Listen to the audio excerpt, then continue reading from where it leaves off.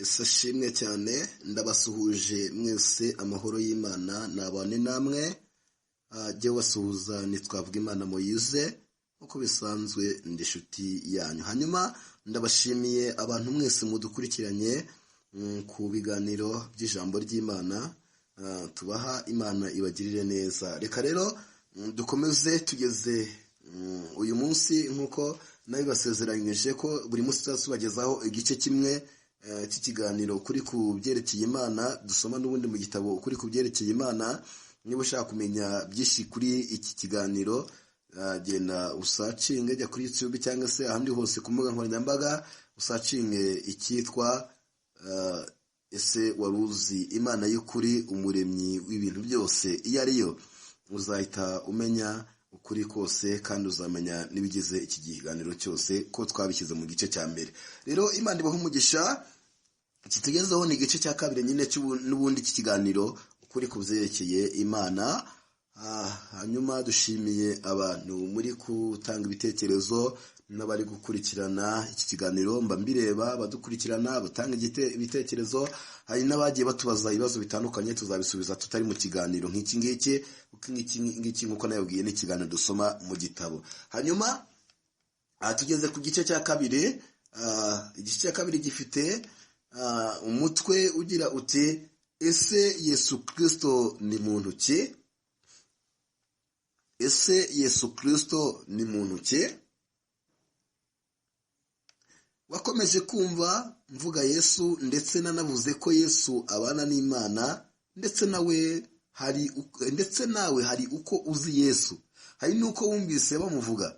Kandi ikindi kandi ubu abantu bose, hafi ya bose batuye isi ni abakristo. Abantu b'abakristo rero bitiriwe Yesu Kristo. Ariko se Yesu ninde?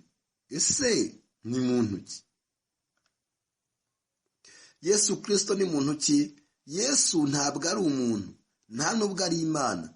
Mbere y'uko Imana irema ibindi byose, yabanje kurema umumarayika ukomeye, niwe Yesu Kristo. Hanyuma Imana imaze kurema Yesu Kristo, yamuhaye izina imwita Jambo. Hanyuma kandi Jambo yari ijambo ry'Imana. Mu itangiriro havuga ko Imana yavugaga ngo habeho ikintu kikabaho. Ariko se koko yaravugaga bigahita biba, cyangwa yari ifite uwibwira nawe agakora? Bibiliya muri Yohana igice cya mbere havuga ko Jambo ari we waremye ibintu byose, ndetse mu byaremwe byose nta na kimwe kitaremwe nawe. Ibyo bituma benshi mwibaza byinshi, kuko mwitangirira igice cya mbere havuga ko Imana yavugaga ngo habeho bikabaho, naho muri Yohana ho hakavuga ko Yesu ari we waremye byose. Byose byaremwe na Jambo. Nibyo rero, ibintu byose byaremwe na Jambo. Imana yaravugaga ngo habeho, maze Jambo nawe akarema. Ibyo Imana ivuze. Imana yaravugaga ngo habeho. Imana iyo yabaga ivuze ngo habeho, yabaga ivuze ijambo, kandi ijambo ry'Imana ni Yesu. Imana rero yaremesheje ibintu byose ijambo ari we Yesu. Urugero ni nk'uko umubyeyi yaba afite umwana akamubwira ati hanagura ku meza, umwana aba agomba kuhahanagura. Uko niko Imana yavugaga iti habeho, niti Yesu nawe agakora. Urundi rugero ni nk'uko umuntu yaba afite ni nk'uko umuntu yaba ari enjeniyeri akajya abwira umufundi ati kora gutya. Iyo ibyo bubakaga birangiye byitirirwa wa enjeniyeri, nyamara hari undi bafatanyije. Yesu rero yaremwe n'Imana, hanyuma imaze kumurema bafatanye kurema ibindi. Yesu ni marayika ukomeye, nawe yaremwe n'Imana. Kuki Yesu yitwa umwana w'Imana w'ikinege? Uzakunda kumva abantu benshi bavuga ko Yesu ari umwana w'Imana, ndetse rimwe na rimwe bikanateza imvururu hagati y'amadini. Ariko ubundi Yesu ntabwo yabyawe, ahubwo yararemwe. Bityo rero Yesu yarakwiye kwitwa ikiremwa kuko yararemwe. Ariko kuko Imana ikunda abamarayika n'abantu, byatumye itabita ibiremwa, ahubwo ibita abana bayo. Ubu rero abantu bose bizera Imana ni abana b'Imana. uko imana yakunze abantu ikabita abana bayo, ni nako yakunze yesu nawe imwita umwana wayo. Hanyuma kuko n'ubundi yesu ari we imana yaremye mbere y'ibindi byose, byatumye aba umwana w'imana w'ifura ku mana. Ubu yesu ni umwana w'ifura, natwe turi barumuna be. Bityo rero kuba yesu yitwa umwana w'imana ntibikwiye kuba ikibazo ku bantu, kuko natwe turi abana b'imana twese. Uko yesu yiswe umwana w'imana ni nk'uko natwe twitwa abana b'imana. Ese yesu ni imana? Ese yesu Kristo ni imana? Nawe ujya ubyibaza, kuko bamwe bamusenga. Nawe ujya ubyibaza, kuko bamwe mu basenga usanga bafata yesu nk'imana, ariko twebwe twarabimenye ko uwiteka ari we mana y'ukuri, dukwiriye gusenga wenyine gusa. uwiteka ni imana y'ubutatu kandi butagatifu. Imana ni umwana wa yesu Kristo n'umwuka wera. Hanyuma kandi yesu ku bantu ni umucunguzi wacu, kuko umuntu amaze gukora icyaha, imana yashatse uwo mubera waza gucungura abantu. Ariko Bibiliya mu Byahishuwe igice cya 5 havuga ko habuze n'umwe, maze yesu yemera kuza kuducungura. Bityo rero yesu ni umucunguzi w'abantu. Hanyuma kandi yesu ni umwami w'ubwami bw'imana. Bityo rero abantu baba mu bwami bw'imana n'abazabamo mu gihe kiri imbere bose bagomba kubaha yesu, kuko niwe uyoboye ubwami bwayo. Ibyo byumvikanisha ko yesu ari umwami wacu, twe abantu baba mu bwami bw'imana. Hanyuma kandi yesu niwe jambo, ni umuvugizi w'abantu ku mana, akaba n'umuvugizi w'imana ku bantu. Ibyo byumvikanisha ko ushobora kwizera yesu akaba yaguhuza n'imana, ariko si we mana gusa. Yaravuze muri Yohani igice cya 14 ati, nijye nzira n'ukuri n'ubugingo, ntawe uzajya kwa data namujyanye. Yesu niwe muhuza w'abantu n'imana. Niyo mpamvu niba ubaha imana ugomba kubaha na yesu uguhuza nayo. Mbere abantu bakimara kuremwa ntibari bakenewe umuntu wo kubahuza n'imana, kuko bari batarakora icyaha. Ariko ubu yesu niwe utweza, maze tukabona kwegera imana tutanduye, maze ikaduha ibyo tuyisaba. Yesu si imana, ahubwo ni umucunguzi w'abantu, umuhuza w'abantu n'imana. Ubaye ukunda uwiteka ntukunde yesu urabeshya, nta nubwo umuzi. Yesu niwe uzaguhuza n'uwiteka. Nuba inshuti na yesu uzaba ufite uburenganzira bwo kwegera imana. Kuki yesu yaje mu isi? Abantu bamaze gukora icyaha, imana yategetse ko bagomba kujya bashaka ibitambo kugira ngo bababarirwe. Ariko kubona ibyo bitambo ntibyari byoroheye abantu. Imana ireba abantu ibagirira impuhwe, niko gushaka uwaza kubacungura. Kuko rero imana itarobanura ku butone, yatanze uburenganzira ku birenga by'umwuka kugira ngo habonekemo uwaza gucungura abantu, akabaha igitambo gihoraho, kandi akaba icungu y'ibyaha by'abantu, akaba umuhuza w'abantu n'imana iteka. Itegeko ryari ririho nuko abantu bose bazizera uwo mucunguzi bazababarirwa, bakaba inshuti z'imana. Nuko rero imana ibajije abamarayika bo mu ijuru n'abo mu isi n'ab'ikuzimu, habura n'umwe waza gucungura abantu. Nuko yesu abonye ko habuze uwaducungura, aritanga yemera kuza kuducungura. Hanyuma rero yesu amaze kwemera kuzaza gucungura abantu, imana yatangiye kubimenyesha abitwa ubwoko bwayo ko izaboherereza umucunguzi, kandi ikavuga ko azaza yambaye ishusho y'umuntu, ko azaza yambaye ishusho y'umuntu. Yakobo yahanuriye Yuda aramubwira ati, inkoni y'ubutware ntizava kuri wowe kugeza nyirayo aje. Naho Mose we yahanuriye Abisirayeli arababwira ati, umucunguzi w'abari mu isi azavuka muri mwe. Nahumu we yarahanuye aravuga ati dore mu mpinga z'imisozi amaguru yuzanye inkuru nziza. Naho Yesaya yaravuze ngo Imana izabohereza umucunguzi, muzitwa abacunguwe. Nuko Uwiteka avuga. Icyazanye Yesu mu isi rero yaraje gucungura abantu. Kuki Yesu yabyawe n'umuntu kandi yarasanzwe ariho? Iyo usomye mu byanditswe usanga Yesu yarabyawe n'umugore witwaga Mariya, umugabo we yari Yosefu. Hanyuma kandi uburyo Yesu yavutsemo buhwanye n'ubwo bimwe mu bigirwamana byagiye bibyarwa n'abantu byavutsemo. Bimwe muri ibyo bigirwamana byabyarwaga n'abakobwa b'amasugi kandi bikavuka ku itariki 25 z'ukwezi kwa 12. Hanyuma rero Yesu nawe yari yarahanuwe n'abahanuzi benshi bavuga ko umucunguzi w'abantu azabyarwa n'umukobwa w'isugi utigeze uhura n'umugabo n'umwe. Ibyo bigatera impaka mu bantu bazi iby'amateka, kuko hariho bimwe mu bigirwamana byagiye bibyarwa n'abakobwa b'amasugi ndetse bikarama bigakora ibitangaza ariko hanyuma bigapfa. Ibyo bituma bamwe bafata Yesu nk'aho yaba ari umwe muri ibyo bigirwamana, ndetse bakanizera ko hanyuma ya Yesu hashobora kuzaboneka undi wavuka nk'uko Yesu yavutse kandi nawe akaba Imana, akaramwa n'abantu nk'uko baramya Yesu. Cyane ko na mbere ya Yesu hari ibigirwamana byinshi byavutse mu buryo bumwe n'ubwo Yesu yavutsemo. Ese ibyo bigirwamana ni ibihe? Ese ubu biracyariho? Mu myaka 3000 mbere y'ivuka rya Yesu, mu myaka 3000 mbere y'ivuka rya Yesu havutse Imana yitwaga Horasi.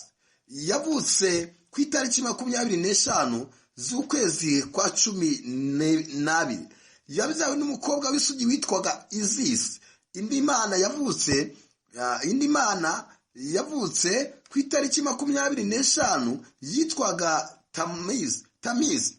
Yabyawe n'umukobwa w'isugi witwaga Simera. Hari n'izindi mana zavutse zibyawe n'abakobwa b'amasugi kandi zivuka ku itariki 25 z'ukwezi kwa 12. Izo mana nyinshi cyane harimo Atisi. Krishna yabyawe n'umukobwa w'isugi witwaga Devaki, Dionysisi, Mifila, Zura, Indira, Mikado, Bali, Buda, Jua, Adonisi.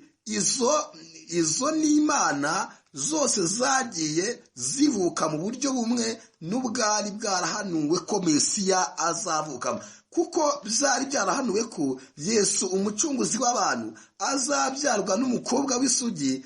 Gusa izo mana zose zavugaga ku itariki 25 z'ukwezi kwa 12 zitwaga imana z'izuba. None se kuki zitwaga imana z'izuba? Ese hari aho bihuriye no kuba Yesu yitwa umucyo w'isi? Impamvu izo mana zavugaga ku itariki 25 z'ukwezi kwa 12 bazitaga imana z'izuba mbere yuko Yesu avukira mu isi buri mwaka akeshi na keshi ku itariki 22 z'ukwezi kwa 12 izuba ryarijimaga maze rikongera kugaruka nyuma y'iminsi 3 ku itariki 25. Nicyo cyatumaga izo mana zavugaga kuri iyo tariki bazitaga imana z'izuba, kuko ngo zavukaga umucyo ukongera kuza mu isi. None se ko twizihiza isabukuru y'ivuka rya Yesu ku itariki 25 z'ukwezi kwa 12, nawe yaba yaravutse kuri iyo tariki?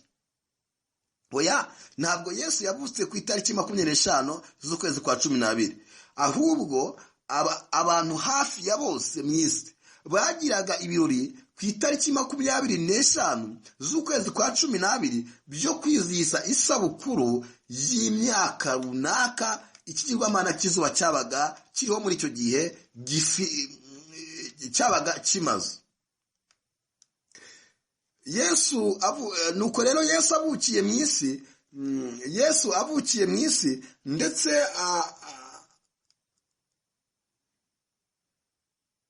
hanyuma rero yuko Yesu avukiye mu isi ndetse abantu benshi bakareka bya bigirwamana bakamwizera, nta mana yongeye kuvuka ibyawe n'umukobwa w'isugi, kandi nta n'ikigirwamana cyongeye kuvuka kibyawe n'umuntu. hanyuma kandi n'izuba ntabwo ryongeye kujya ryijima ku itariki 22 z'ukwa 12 ngo rigaruke kuri 25, kuko Yesu aza mu isi yazanye umucyo w'ibihe byose. hanyuma rero abantu benshi baje kuba abakristo bakajya basenga Uwiteka bamusengeye mu izina rya Yesu. ibyo byatumye bafata wa munsi bizisagaho isabukuru y'Imana z'izuba bawusimbuza isabukuru y'umucunguzi w'abantu, niwe Yesu Kristo.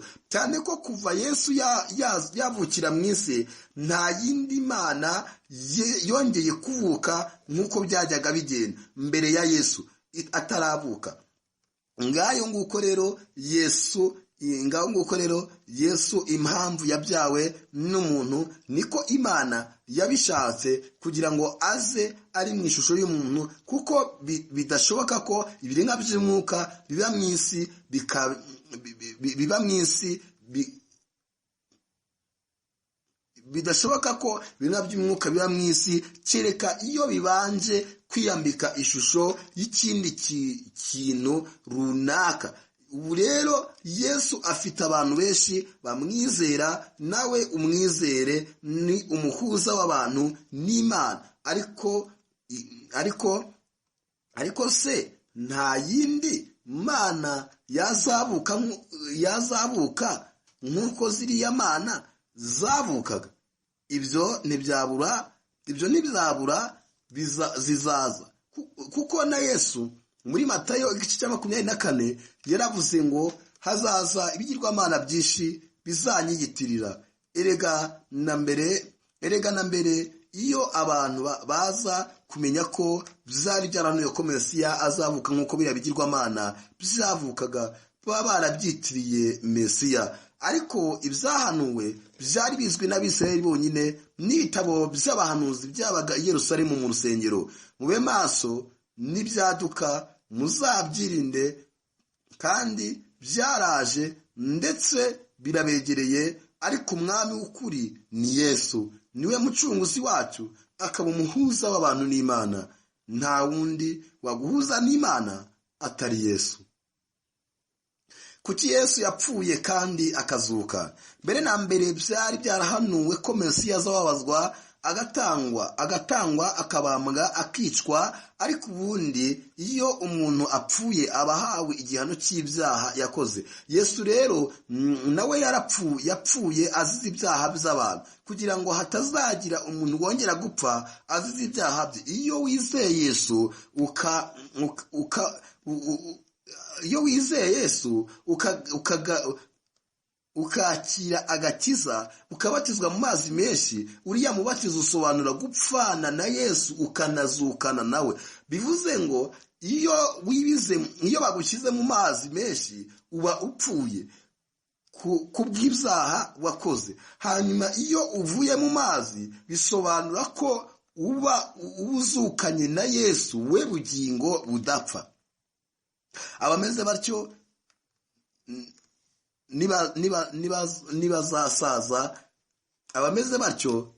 nibasaza n'ubundi bazapfa, kuko batarasubizwa ishusho y'ubumana kugira ngo babeho iteka. ariko hanyuma bazazuka maze bahabwe ubugingo buhoraho. ntibazongera gupfa. icyatumye Yesu apfa ni ukugira ngo atubere igitambo cy'ibyaha. abamwizera yarabapfiriye aranabazukira. naho kuzuka kwa Yesu biduha icyizere cy'uko abamwizera nabo nibapfa hanyuma bazazuka bakabaho iteka badapfa, nk'uko na Yesu yazutse ariho iteka ryose. murakoze cyane. iki cyari igice cya kabiri rero cy'ukuri kubyerekeye Imana, naha kirangiriye. twavugaga ku mateka ya Yesu dusobanura Yesu Kristo ari we, niko iki gice kivuga ku mateka ya Yesu, uburyo yaremwe, uburyo yafatanyije n'Imana kurema ibindi mwabyumvise, uburyo yemeye kuza mu isi, uburyo yaducunguye, uburyo ari umuhuza wacu n'Imana. Ngira ngo mbishe byinshi cyane muri iki gice, kandi ndizera yuko usobanukiwe mu buryo bukomeye cyane. Hanyuma kanda subscribe niba uri kumva iyi nkuru uri kuri YouTube, kandi nifuza ko mwajya mukora na share mukoherereza abandi bantu batandukanye ibi biganiro, kugira ngo nabo babashe gufashwa kandi bamenye ukuri kubyerekeye Imana. Murakoze cyane, nimugire amahoro y'Imana, kandi Nyagasani abarinde. Naheje mu gice cya 3, Imana ibahe umugisha. Murakoze cyane.